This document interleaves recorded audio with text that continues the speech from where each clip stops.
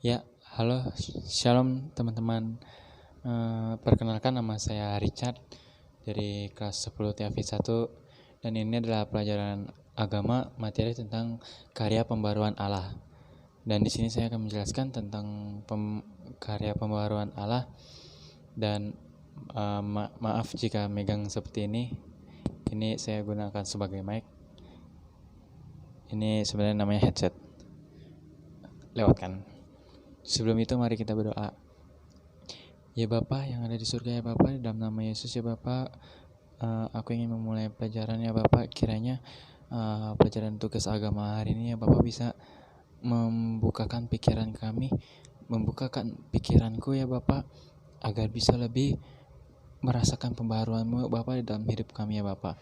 Dan kiranya pembelajaran ini lancar selalu ya Bapa. Dalam nama Yesus ya Bapa, kami berdoa dan mengucap syukur. Haleluya. Amin. Oke, mari kita mulai saja. Karya pembaruan Allah itu bisa diartikan menurut saya dibaharui oleh Roh Kudus, yaitu meninggalkan segala rasa-rasa atau kebiasaan-kebiasaan buruk yang dilalu-lalu dan memulai kehidupan yang baru bersama Kristus. Nah, dari kata pembaharuan sendiri itu artinya adalah sebuah sesuatu yang diperbarui yang tadinya mungkin udah tidak berguna atau usang di buku, udah tidak layak pakai, dan akhirnya kita barui dan akhirnya layak dipakai dan kita layak digunakan, dan itu kan pembaruan. Ada juga kata pembaru. Nah, pembaru ini adalah kalimat yang menyatakan seseorang atau sebagai pelaku yang melakukan pembaharuan tersebut atau yang melakukan pembaruan dalam Kristus itu, mengalaminya. Nah, itulah yang saya dapat dari karya pembaruan. Nah, di Perjanjian Lama sendiri, karya pembaruan Allah di dalam Perjanjian Lama ya, itu dimulai dengan Abraham, yaitu menjadikan Abraham menjanjikan bahwa keturunannya bahwa dia akan memiliki keturunan banyak dan dia menjadi bapak segala bangsa. Nah, di pembaruan Allah ini sendiri berdasarkan atas anugerah, atas pemenuhan akan hukum Taurat. Ya, jadi kita kalau mengenal hukum Taurat dan melaksanakan hukum Taurat, pembaruan itu sendiri akan terjadi dalam hidup kita. Nah, di Perjanjian Lama juga tindakan pembaruan Allah ini dipenuhi pertama kali oleh penduduk Israel, yaitu mereka bisa mendapatkan sesuatu atau cara untuk menebus mereka, untuk memperbaiki hubungan mereka, dan mereka akhirnya menjalaninya. Nah,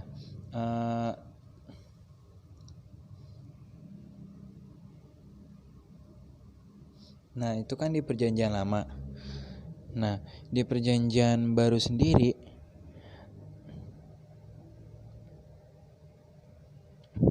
maaf, ini yang agak kurang hafal.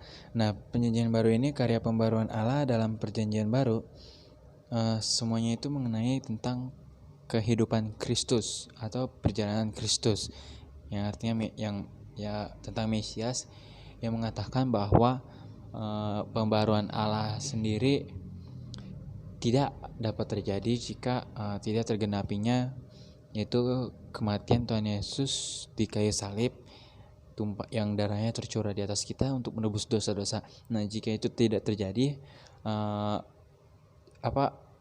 kita tidak dapat diperbaharui begitu. Jadi kayak dulu kan di Perjanjian Lama tuh yang Israel, dia kan mendapatkan cara bahwa kalau di Perjanjian Lama ya, untuk menebus dosa, misalnya gue melakukan dosa ini, satu syarat untuk pengampunan dosa tersebut yaitu adalah contohnya mempersembahkan korban bakaran lembu atau segala macam.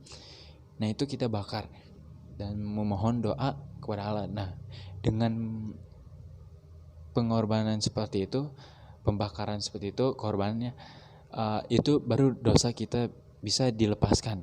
Nah, dengan kedatangan Tuhan Yesus, itu semua dilenyapkan. Jadi saat dulu harus pakai korban sembahan segala macam, dan sekarang di perjanjian baru saat Mesias datang kepada kita, kita hanya perlu berdoa dan menyerahkan hati kita dan percaya kepada Yesus, dan dengan kita percaya kepada Yesus, itu semua dosa-dosa kita, segala kesalahan kita akan diampuni oleh kasih-Nya yang luar biasa, dan kita akan memperoleh kehidupan yang kekal. Nah, di karya penyelamatan Yesus Kristus sendiri memberikan arti penting bagi hidup manusia, yaitu pertama, pengorbanan, atau dalam bahasa Inggrisnya sacrifice, itu dia, sacrifice ya. Nah, di sini Allah mengampuni dosa manusia yang percaya kepada Yesus. Nah, Yesus mengorbankan dirinya demi kita, demi menebus dosa kita. Dia akhirnya mengorbankan dirinya di kayu salib. Dia berani memikul kayu salibnya, dan kita sendiri untuk mengalami pembaruan tersebut, kita juga harus berani memikul kayu salib kita dan mengorbankan segala rasa. Contohnya mungkin kita dulu inginnya rasa kedagingan.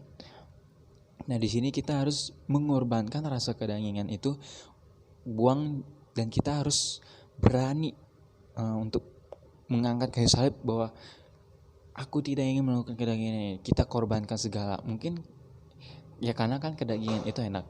Mau gak mau kita harus mengalami yang tidak enak. Tetapi yang tidak enak itulah yang jalan menuju Kristus. Karena yang enak-enak itu selalu dari iblis, tapi bukan selalu dari iblis. Maaf, kipas jatuh. Nah, yang kedua itu adalah pendamaian atau propitiation, jalan pendamaian yang sempurna, mendamaikan permusuhan antara manusia dan Allah. Jadi untuk mengalami pembaharuan yang saya dapat, kita harus berdamai dengan diri kita sendiri, dengan lingkungan, tidak benci siapapun, dan kita harus saling memaafkan jika ada salah. Mungkin dulu kita suka marah-marah segala macam. Wah, ini kenapa terjadi dalam ini. Setelah mengalami pembaruan, untuk mengalami pembaruan kita harus rela berdamai, memaafkan. Lo kok begini? Oh yaudah, nggak apa-apa, memaafkan. Itu yang saya dapat. Nah, yang ketiga, pemulihan, memulihkan kondisi manusia dalam persekutuan dengan Allah. Di sini diartikan kondisi manusia dalam persekutuan dengan Allah, kita dapat dipulihkan dengan persekutuan kita tersebut. Jadi tanpa adanya kita bersekutu dengan Allah, Allah sendiri tidak dapat memulihkan kita, tidak dapat menyembuhkan, menghilangkan rasa dosa kita. Itu yang saya dapat. Dan yang keempat adalah penebusan, redemption. Itu manusia berdosa menjadi benar karena sudah ditanggung oleh Kristus. Nah, penebusan ini berarti yang diartikan adalah penebusan kita saat Tuhan Yesus di kayu salib. Dosa kita saat itu, dalam satu momen itu, dosa kita semua sudah dibawa oleh Dia, ditanggung oleh kayu salibnya itu, dan dengan darahnya tercurah, dan kita telah dibebaskan dari segala rasa dosa. Itulah penebusan yang telah terjadi dalam hidup kita, yang memperbaharui kehidupan kita dengan Allah. Nah, tujuan pembaruan Allah dalam perjanjian ini, dalam perjanjian baru maksudnya, adalah satu, mengampuni dosa manusia. Yang kedua, menebus manusia dari maut. Dan yang ketiga, memulihkan hubungan manusia dengan Allah. Karena saat itu kan bentrok, rusaknya hubungan manusia dengan Allah, dan sekarang memulihkan hubungan manusia dengan Allah. Nah, yang keempat, membaharui kehidupan manusia dan alam. Dan 5, memastikan jaminan hidup yang kekal, yaitu dalam Kristus. Nah, itu tujuan pembaruan Allah terhadap kita ya.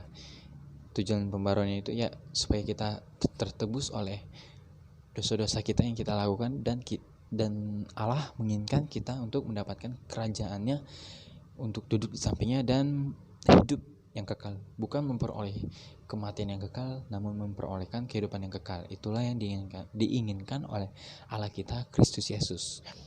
Dan ada 2 hal yang dikehendaki Allah terhadap manusia, yaitu Allah menghendaki pertobatan. Nah, Pertobatan berarti tindakan seseorang yang berbalik dari jalan yang jahat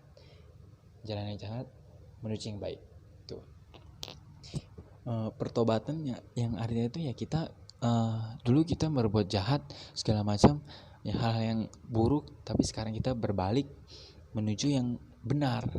Yang tadinya salah, ini salah, tidak boleh aku kagak boleh melakukan ini, aku harus melakukan ini yang benar. Itu adalah pertobatan. Nah, yang kedua, Allah menghendaki pembaruan. Nah, dalam menghadapi pembaruan ini kita yang diperbaharui. Nah, untuk diperbaharui ini manusia harus rela. Kita harus rela untuk dibaharui. Yang kita kan ada beberapa manusia yang tidak rela, maunya melakukan ini, melakukan dosa. Gue udah enak di sini. Nah, saat Allah sebenarnya ingin memperbaharui, tetapi kita tidak rela. Nah, kita harus rela meninggalkan itu semua. Kita harus percaya kepada Yesus bahwa Dia adalah Allah yang juru selamat kita. Kita serahkan hidup kita. Nah, disitulah akan terjadi pembaharuan, dan pembaruan itu sendiri akan terjadi dalam hidup kita, dan kita dengan Allah sendiri akan berhubungan dekat. Nah, dari mungkin itu saja ya. Nah, ada lagi sih satu. Nah, pembaruan dalam Kristus ini kan kita diperbaharui dalam Kristus. Nah, dalam Kristus ini meliputi satu pembaruan hati. Nah, yang artinya hati kita tuh yang dulunya hati kita berpikir yang buruk-buruk, yang jorok, sekarang kita bersihkan hati itu. Kita baharui hati kita dalam Kristus, membaca Alkitab segala macam. Hati kita bikin kita murni, kita bikin hati kita murni gitu. Nah, yang kedua, pembaruan pola pikir. Nah, pola pikir yang tadinya pola pikir yang tadinya pola pikir si dosa-dosa terus, akhirnya kita ubah jadi pola pikir Kristus. Kita ubah pola pikir kita dewasa dalam Kristus. Itu sih yang sedang saya lakukan, ya sedang saya mengubah pola pikir yang dulunya istilahnya berpikir jangka pendek, ini kan rasanya nikmat segala macam. Nah, sekarang berpikir jangka panjang, istilahnya Roh Kudus, kalau gue ngelakukan ini benar nggak sih banyak pikir, tapi jangan banyak pikir juga. Nah, itu sih menurut saya. Nah, yang ketiga, pembaruan pola tingkah laku. Yang tadinya tingkah laku seperti anak-anak yang tidak tahu apa-apa, tapi sekarang menjadi tingkah laku dalam Kristus, yang artinya tingkah laku dalam Kristus itu yang seperti dewasa di dalam Kristus. Nah, tidak seperti kanak-kanakan, manja-manjaan, yang tingkah laku buruk menjadi kebiasaan, yang mengubah kebiasaan buruk menjadi kebiasaan baik. Itu dia. Nah, keempat, pembaruan hubungan dengan sesama dan lingkungan. Nah, yang biasanya mungkin dulu kita dengan sesama aja, dia ini orangnya begini-begini, nggak cocok ditemenin, udah gitu lingkungannya kotor segala macam. Nah, sekarang kita ubah itu, kita baharui dengan kok dia begini ya, kok temen gue satu begini ya, apa gue harus bantu dia segala macam. Udah gitu kan lingkungannya kotor, apakah gue harus bantu bersihin? Mending gue bantu bersihin dah. Nah, itu pembaruan segala macam. Itu mungkin termasuk pola pikir sih, mengubah pola pikir kita menjadi apa yang diinginkan Kristus kita lakukan. Itu dia, melakukan kehendak Kristus. Nah, mungkin ya itu aja sih yang ingin saya sampaikan, dan kiranya dengan ini kita semua dapat diperbarui oleh Allah. Sebelum itu kita mari berdoa. Ya Bapa, terima kasih ya Bapa, dalam nama-Mu Yesus ya Bapa, atas kebaikan-Mu ya Bapa. Aku telah selesai melakukan tugas ini ya Bapa. Kiranya Engkau selalu memberkati kami dengan pembaharuan-Mu, dan kiranya Roh Kudus selalu mengingatkan dan memperingatkan hati kami ya Bapa. Terima kasih ya Bapa. Di dalam nama Yesus kami serahkan segalanya dalam tangan-Mu. Haleluya, amin. Terima kasih.